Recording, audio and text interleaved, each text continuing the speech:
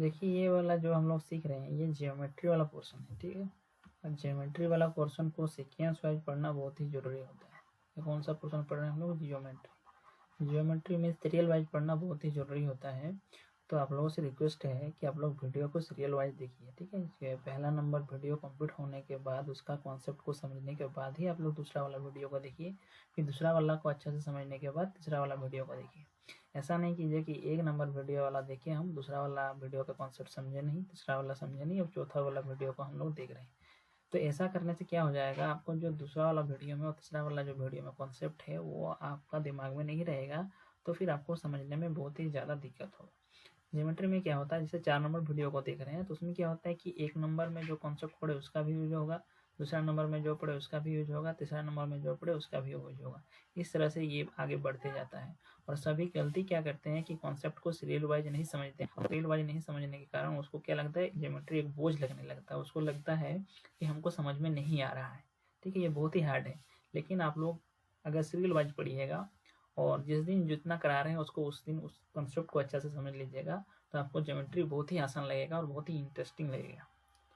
तो चलिए आज का वीडियो शुरू करते हैं कि पिछले वाला वीडियो में हम लोग क्या सीखे थे। पिछले वाला वीडियो में हम लोग सीख चुके थे कि अगर इस तरह से दिया हुआ है और m और n जो है अगर पैरेलल है तो क्या होता है, 3 कंडीशन हम लोग देखे थे। संगत कोण बराबर होता है, दूसरा वाला होता है कि एकांतर कोण बराबर होता है, तीसरा वाला क्या था कि एक ही ओर के तिर्यक रेखा के एक ही ओर के अंत कोणों का योगफल कितना होता है, 180 डिग्री होता है, ठीक है। अगर समांतर, उसमें समांतर दिया हुआ था। अब देखिए समांतर ये m और n यहाँ पर दिया हुआ है, देख के तो लग रहा है समांतर है, लेकिन इसको प्रूव करने के लिए कि m और n समांतर है कि नहीं, इसको चेक करने के लिए क्या हमको क्या है कि क्या क्या करना होगा वो आप देखिए, ठीक है। इसको लैंग्वेज में लिखते हैं। यहाँ पर क्या है, तिर्यक रेखा L है, किसको किसको कट कर रहा है, m रेखा और n रेखा को कट कर रहा है। तो उसको हम लोग लैंग्वेज में लिख लेते हैं। देखिए हमने लिखा है यहाँ पर, यदि एक तिर्यक रेखा दो रेखाओं को इस प्रकार प्रतिच्छेद करे कि क्या हो, प्रतिच्छेद करने के बाद हम अगर देख पाते हैं, हम अगर हमको ये इन्फॉर्मेशन मिल जाता है कि संगत कोण क्या है, संगत कोण बराबर हो, ठीक है। देखिए यहाँ पर पैरेलल वाला कुछ दिया हुआ अभी है नहीं। यहाँ पर हम बोल रहे हैं कि अगर क्वेश्चन में ऐसा दिया हुआ है या फिर हमको क्वेश्चन से हम ये निकाल पाते हैं कि संगत कोण बराबर हो, ठीक है, बराबर होता है, करे कि संगत कोण बराबर हो तो क्या हो जाएगा, ये जो दो रेखा है जिसको जिसको कट कर रहा है क्या है, तो ये दोनों रेखाएं क्या हो जाएगा, ये दोनों रेखाएं समांतर होगा, ठीक है। तो यहाँ से समझ में आ रहा है कि अगर संगत कोण बराबर हो तो क्या होता है, समांतर, वो रेखाएं क्या होता है, समांतर होता है। कौन रेखाएं, तिर्यक रेखा को छोड़कर। तिर्यक रेखा कौन है, एल। तो यहाँ पर अगर संगत कोण हम बराबर दिखा पाते हैं, ये वाला संगत, ये वाला कोण और ये वाला कोण बराबर अगर दिखा देंगे तो क्या हो जाएगा, ये m और n जो है वो आपस में क्या हो जाएगा, पैरेलल हो जाएगा, ठीक है। यानी ये किसी भी दो लाइन को पैरेलल दिखाने के लिए ये क्या है आपका, ये कंडीशन है, ठीक है। इसको अगर फ्लो कर जाएगा तो क्या हो जाएगा, m और n पैरेलल हो जाएगा। ये एक प्रकार से हम दो लाइन को पैरेलल दिखा सकते हैं। या फिर दूसरा चीज हम अगर ये पाते हैं कि अगर एकांतर कोण क्या हो, बराबर हो, एकांतर अंत कोणों का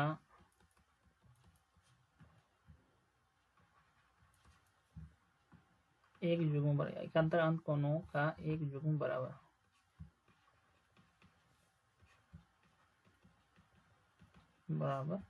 हो तो ये दोनों रेखाएं क्या होते हैं ना, समांतर होते हैं, समांतर होते हैं, ठीक। या संगत कोण के एक युग्म लिख सकते हैं, के एक युग्म, यानी एक जोड़ा बड़ा बराबर दिखाने से ही हो जाएगा, एक युग्म बराबर हो। तो एकांतर कोण का अगर एक युग्म बराबर हो जाए तो क्या हो जाएगा, वो रेखाएं क्या हो जाएगा, समांतर रेखाएं हो जाएगा। यानी अगर आपको क्या करना है, समांतर रेखा दिखाना है किसी भी दो लाइन को, तो आप ये वाला भी यूज कर सकते हैं या फिर ये वाला भी, दोनों में से कोई एक दिखा सकते हैं। इसके साथ साथ तीसरा एक कंडीशन होता है कि हम लोग पढ़े थे कि तिर्यक रेखा के एक ही ओर के अंत कोणों का योगफल कितना हो, 180 डिग्री हो। तिर्यक रेखा के एक ही और के अंत कोणों का योगफल कितना डिग्री हो, 180 डिग्री हो तो दोनों रेखाएं समांतर होते हैं। ठीक है, देखिए हमने यहाँ टोटल 3 कंडीशन लिखा। जैसे ही आपको क्वेश्चन में दिखेगा कि ये दो लाइन समांतर है कि नहीं, ये चेक कीजिए, ये दर्शाइए कि एम और एन या फिर कोई भी दो लाइन दिया रहेगा A B parallel to C D है कि नहीं, यानी आपको वो समांतर रेखा है कि नहीं ये चेक करने के लिए देगा। ठीक है, समांतर रेखा, तो समांतर रेखा चेक करने के लिए देखिए यहाँ लिखे हैं, इसका मतलब तीनों में से कोई एक चीज अगर हम दिखा देंगे तो क्या हो जाएगा, वह समांतर हो जाएगा। अब तीनों में से किसको दिखाएंगे वो क्वेश्चन के ऊपर डिपेंड करेगा कि क्वेश्चन किस हिसाब से दिया हुआ है। यानी आप ये दिमाग में भी रख लीजिए कि अगर आपको कोई भी दो लाइन को पैरेलल दिखाना है तो ये तीनों में से किसी एक चीज को आपको दिखाना पड़ेगा। यानी जैसे ही क्वेश्चन में आपको मिले कि ये दो लाइन को समांतर है कि नहीं ये दिखाइए, तो आपके दिमाग में ये 3 कंडीशन आ जाना चाहिए। ठीक है, क्या 3 कंडीशन, या तो संगत कोण बराबर दिखाएंगे, या एकांतर कोण बराबर दिखाएंगे, या तिर्यक रेखा के एक ही ओर के अंत कोणों का योगफल 180 डिग्री दिखाएंगे। क्लियर है, ये 3 कंडीशन याद कर लीजिए। अब देखिए हम लोग एक्सरसाइज को शुरू करते हैं, देखते हैं कि पहला क्वेश्चन कैसा दिया हुआ है। देखिए क्वेश्चन इस प्रकार दिया हुआ है कि आकृति 6.28 में x और y के मान ज्ञात कीजिए और फिर दर्शाइए कि ए बी और सी डी पैरेलल है। ठीक है, यानी आपको यहाँ दिखाना है, पहली बात तो ये करना है कि x और y का मान निकालना है, दूसरी बात आपको दिखाना है ए बी और सी डी आपस में क्या है, पैरेलल है। 2 चीज करना है इसमें। ठीक है, पहला क्या करना है, x और y का मान निकालना है, x और y का मान निकालना है, दूसरा A B parallel to C D दिखाना है। ठीक है, तो देखिए यहाँ पर फिगर से पता चल रहा है कि देखिए, तो देखिए क्या करते हैं, यहाँ देखिए वैल्यू दिया है 130 डिग्री, यहाँ पर y लिखा हुआ है, यहाँ पर x लिखा हुआ है, यहाँ पर 50 डिग्री है, यानी x और ये y का वैल्यू निकालना है। फिर हमको दिखाना है कि ए बी और पैरेलल टू सी डी है कि नहीं। ठीक है, तो इसका नाम दे देते हैं इस बिंदु का। ठीक है, इस बिंदु का नाम दे देते हैं ये वाला लाइन, इस लाइन के जैसे इस लाइन का नाम दिया है सी डी, इस लाइन का नाम दिया है बी ए बी, इस लाइन का नाम दे देते हैं एम एन। ठीक है, यहाँ पर नाम लिख देते हैं एम, और यहाँ पर यहाँ पर एक बिंदु ले लेते हैं और उसका नाम दे देते हैं एन। ठीक है, यानी ये वाला लाइन का नाम क्या हो गया, एम एन। ठीक, और यहाँ पर ये जो आपस में कट रहा है इसका नाम दे देते हैं पी। ठीक, और ये जो आपस में कट रहा है इसका नाम दे देते हैं क्यू। ठीक, ये हो गया। अब देखिए एम एन एक सरल रेखा है, क्लियर पता चल रहा है कि एम एन एक सरल रेखा है, उस सरल रेखा के ऊपर एक किरण क्या आ गया, ए पी। यानी अगर ये एंगल ए पी एम को और ए पी एन को जोड़ेंगे तो कुल मिला के क्या होगा, 180 डिग्री होगा। चित्र से क्या लिख सकते हैं, देखिए कि एंगल ए पी एम आपको दिख रहा होगा, ये हो गया ए पी एम। ठीक, उसके साथ साथ ए पी एन को जोड़ रहे हैं, किसको जोड़ रहे हैं, A P N, A P N.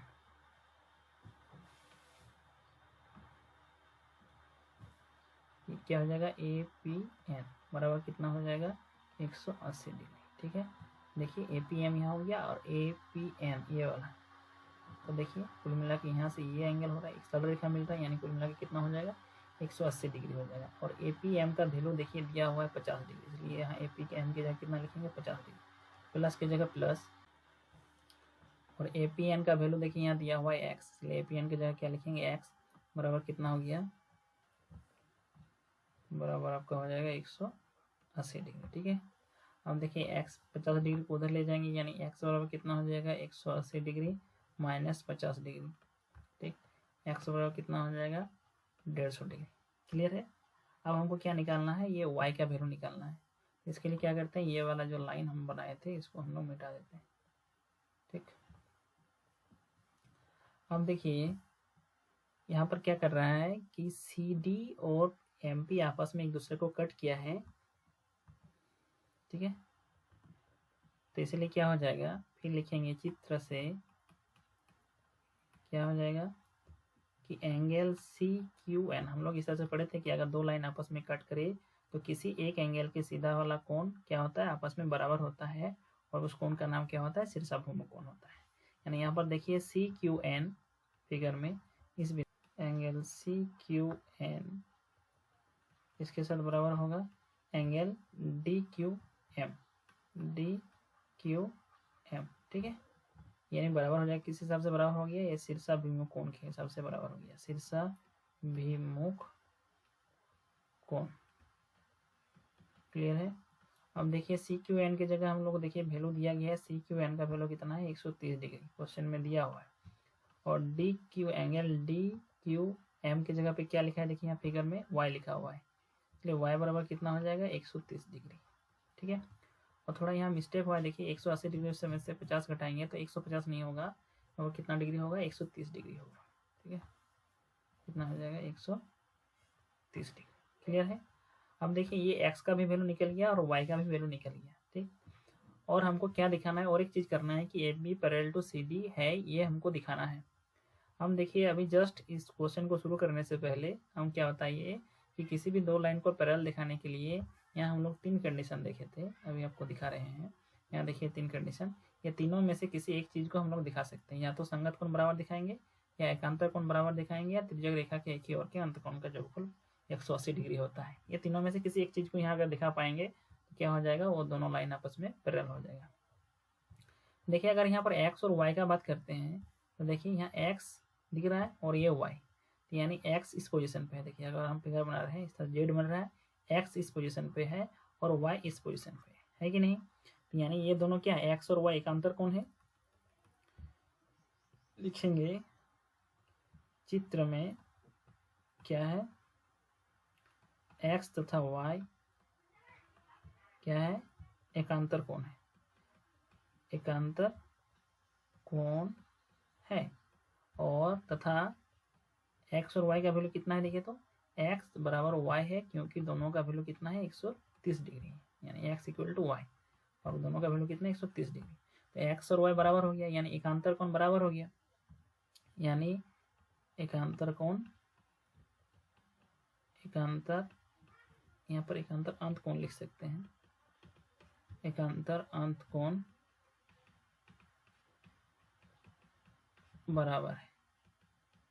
और एकांतर अंत कोण बराबर होने से क्या हो जाएगा, ये दो लाइन देखिए यहाँ पर x और y अगर बराबर होता है तो ये लाइन और ये लाइन आपस में क्या होता है, पैरेलल होता है। यहाँ पर देखिए ये वाला लाइन का नाम क्या है, फिगर में नाम क्या है, देखिए A से लेकर B तक। ठीक है, यानी यहाँ फिगर में A से लेकर P तक है, लेकिन लाइन का नाम अगर देखेंगे तो A से लेकर B तक, क्योंकि लाइन आगे बढ़ते जाता है, तो AB पैरेलल टू क्या हो जाएगा, CD। ठीक, ये चीज हमको दिखाना था। अगर एकांतर कोण बराबर है इसलिए क्या हो जाएगा, AB पैरेलल टू CD, बस यही आपको दर्शाना था। क्लियर है। तो ये आपका हो गया 6.2 एक्सरसाइज का कितना नंबर क्वेश्चन ना, ये पहला नंबर। क्वेश्चन नंबर 2 इस प्रकार से दिया हुआ है, क्या करती है 6.29 में यदि AB parallel to CD, CD parallel to EF और Y ratio Z, CD parallel to EF और Y ratio Z equal to कितना दिया है, 3:7, यानी Y और Z का अनुपात दिया है 3:7 है, x का मान ज्ञात करना है। देखिए जो दिया गया उसको पहले लिख लेते हैं। दिया हुआ है कि AB पैरेलल टू है क्या, CD, और CD पैरेलल टू क्या है, EF। देखिए AB पैरेलल टू CD और CD पैरेलल टू EF है, तो यहाँ से हम लोग क्या कह सकते हैं कि ये क्या इम्प्लाई करेगा कि AB और EF भी क्या है, पैरेलल है, AB पैरेलल टू EF। देखिए बात को समझिए यहाँ फिगर से कि अगर AB और यहाँ पर दिया हुआ है कि CD, ये दोनों आपस में पैरेलल है, और CD के पैरेलल फिर कौन है, EF है। ठीक, तो AB और EF भी क्या होगा, आपस में पैरेलल होगा। क्लियर है। अब देखिए और साथ ही साथ क्या दिया है, Y रेशियो Z भी क्या दिया गया है, Y ratio Z is equal to 3:7, यानी Y का वैल्यू कितना हो जाएगा, 3, यहाँ पर K आएगा कांस्टेंट, और Z का वैल्यू क्या हो जाएगा, 7। ठीक है। इससे पहले जब हम लोग हेरोन का फॉर्मूला पढ़ रहे थे तो उसमें हम बताए थे कि रेशियो हटाने पर कांस्टेंट क्यों आता है। ठीक है, अब देखिए कि ए बी जो पैरेलल है ई एफ का, ए बी पैरेलल है ई एफ का, तो ए बी यहाँ से लेकर यहाँ तक और ई एफ ये वाला लाइन, तो देखिए यहाँ पर ए बी का यहाँ तक लेते हैं, यहाँ पर बिंदु नाम दे देते हैं, ये वाला एम, ठीक, ये वाला एन और ये वाला ओ, ठीक। तो देखिए इस तरह का फिगर बन रहा है, ये वाला ए है, ये वाला एम नाम दे रहे हैं और ये वाला ओ बिंदु ले रहे हैं और ये वाला एफ, ठीक। देखिए यहाँ पर क्या लिखा हुआ है एक्स और यहाँ पर क्या लिखा हुआ है जेड, ठीक। अब देखिए ए एम जो है वो पैरेलल है किसका, यानी ए बी लाइन जो है वो पैरेलल है ई एफ का, यानी ये वाला लाइन और ये नीचे वाला लाइन आपस में पैरेलल है, इसलिए एक्स और जेड क्या हो जाएगा, बराबर हो जाएगा, किस हिसाब से, एकांतर कोण के हिसाब से, ठीक है। तो यहाँ लिखेंगे हम लोग, क्या लिखेंगे, क्योंकि ए बी पैरेलल टू क्या है, ई एफ है, इसलिए क्या हो जाएगा, एंगल एक्स बराबर एंगल जेड, किस हिसाब से ना, एकांतर कोण के हिसाब से। क्लियर है। अब साथ ही साथ हम देखिए कि ए बी पैरेलल है सी डी का, क्वेश्चन में दिया गया है, और ये जो लाइन है ये एक तिर्यक रेखा का काम कर रहा है, ये वाला लाइन, ठीक, ये वाला लाइन जो है वो तिर्यक रेखा का काम कर रहा है, और एक्स और वाई देखिए तिर्यक रेखा के एक ही ओर के अंत कोण है, तो एक्स और वाई तिर्यक रेखा के अगर एक ही ओर के अंत कोण है तो एक्स और वाई को जोड़ेंगे तो कितना डिग्री प्राप्त होगा, 180 डिग्री। ये हम थ्योरी में पढ़ा चुके हैं कि एक ही ओर के अंत कोणों का योगफल कितना डिग्री होता है, 180 डिग्री। तो पहले हम लोग लिखेंगे कि A B parallel to C D है,